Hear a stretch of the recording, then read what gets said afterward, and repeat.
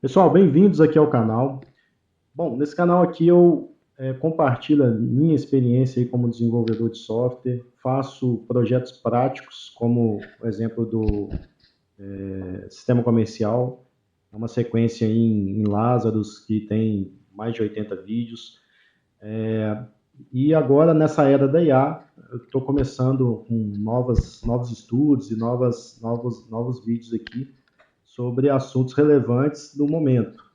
E ao mesmo tempo eu uso para estudar e aprender mais, então com projetos práticos. Vamos para o próximo vídeo aí. Então a gente está continuando aqui agora uma sequência de vídeos sobre conceitos do Spring Boot, tá? Bom, a gente fez eu fiz aí alguns vídeos iniciais sobre o Spring Boot, né? Eu estou fazendo uma sequência com o que eu acho que faz sentido ainda estudar nessa era de IA. Na verdade, boa parte do que foi mostrado foi usando algumas IAs para fazer Hello World com Spring Boot, mas ao mesmo tempo ali explicando a estrutura de um projeto Spring Boot.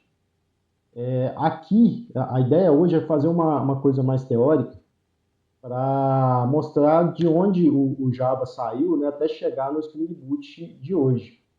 Então, eu criei aqui um Miro, que é uma espécie de um mapa mental aqui de ideias, para ir guiando aqui essa ideia, essa história aí do Spring Boot até chegar nos dias atuais.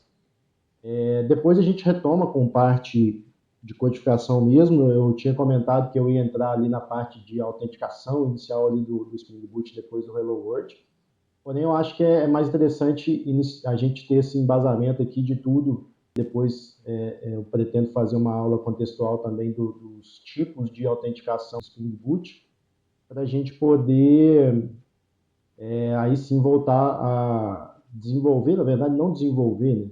Orientar a IA para desenvolver para a gente. Então, o caminho está sendo esse para tudo hoje, mas por isso é interessante ter esse conhecimento aqui da base das coisas para a gente saber o que vai orientar a IA a fazer, por que a gente vai orientar a fazer daquela forma ou de outra forma. Então, o que eu estou caminhando é nesse sentido. Então, vamos lá, o título que eu coloquei aqui é do Java puro até o Spring Boot. Aí aqui tem um históricozinho de como era antes do Java EE/Spring, né? O mundo dos servlets puros. Então, como era o desenvolvimento de uma aplicação web em Java antes de existir o Spring e o Java EE. Então, como que funcionava? O browser manda uma requisição para o Container Tomcat, o Container Tomcat recebe e chama o método do GET ou do POST de um HTTP Servlet que você mesmo cria, que o desenvolvedor mesmo criava. Então, como é que era esse HTTP Servlet? Eu não é da minha época, eu cheguei a ver isso em algum código que eu já mexi, mas nunca cheguei a criar. Tá? Hoje em dia a gente não cria, isso é criado automaticamente, mas só para mostrar, eu peguei aqui um exemplo de código de como era um HTTP Servlet construído pelo programador nessa época aqui. Então tem aqui um exemplozinho, primeiro servlet, aí tem o método do get e tem o método do post. Aqui os dois métodos, do get e do post. É um formato padrão que eles faziam aí, só para ter uma ideia, tá? Então, nessa época que o próprio programador desenvolvia isso, em relação a conexões JDBC, ainda hoje a gente usa conexões JDBC, porém, hoje em dia isso é meio que automático, né? A gente só configura ali inicialmente, o próprio framework cuida do restante. Mas nessa época que para cada script SQL que eu precisasse executar, eu tinha que criar uma variável usando um getConnection. Então tem mais um exemplozinho aqui de código. Usando um getConnection para criar uma conexão. Olha lá, põe o URL do banco de dados, o usuário, a senha, e aí ó, o conexão é um driver manager.getConnection.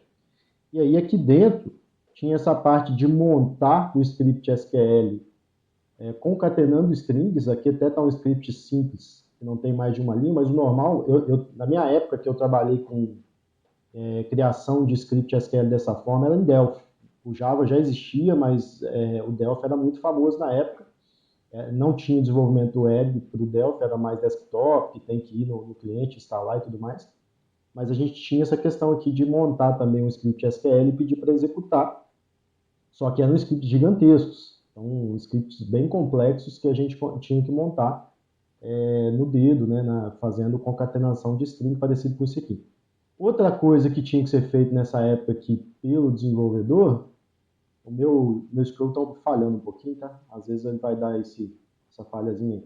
Outra coisa que tinha que ser feita pelo desenvolvedor nessa época era a questão das transações. Então, commit, rollback, então você colocava aqui para executar esse comando SQL com um try catch aqui, por exemplo. No Delphi, eu não lembro, não era try, não, era diferente. Mas era a mesma lógica, então se estourar qualquer tipo de erro, ele fazia um rollback. Se passasse a execução, você faz o commit. Então, isso hoje em dia não precisa mais também, é tudo gerenciado pelo framework. Então, a ideia é também de mostrar um framework como que ele facilita a vida do programador. Né? Outra coisa que tinha nessa época do código Java puro era a instanciação de objetos. Então, não existia injeção de dependência, que é uma das coisas que foi adicionada no Spring, que é utilizado também pelo Spring Boot. O Spring Boot, na verdade, é uma evolução do Spring. Tá? O Spring roda por trás do Spring Boot. Ele continua existindo versões novas do Spring, porém o Spring Boot é mais usado por ter essa facilidade de desenvolvimento web, que é o mais utilizado hoje em dia. Mas, enfim, se você tinha ali programação orientada a objetos, né, você criava vários objetos e se você fosse utilizar esses objetos dentro de uma outra classe, você tinha que instanciar esse objeto com um new, nome da classe ali, e os parâmetros que ela exigia ali de inicialização. Então, hoje em dia, isso é feito com injeção de dependência, não precisa mais disso. O HTML também era montado nessa época aqui dentro do próprio código Java. Você concatenava strings ali para montar a página HTML que seria exibida como resultado. Vamos supor que eu fiz um carregamento aqui de uma listagem de produtos. Eu pego o resultado dessa listagem de produtos em um texto string, jogo dentro ali de tags HTML para isso ser exibido na tela. Então, toda a formatação ali do HTML, CSS, tudo mais feito dentro do próprio código Java. E segurança artesanal, né? Segurança era um if ali, se o usuário está diferente de nulo, ele redireciona para login, tem esse exemplo aqui.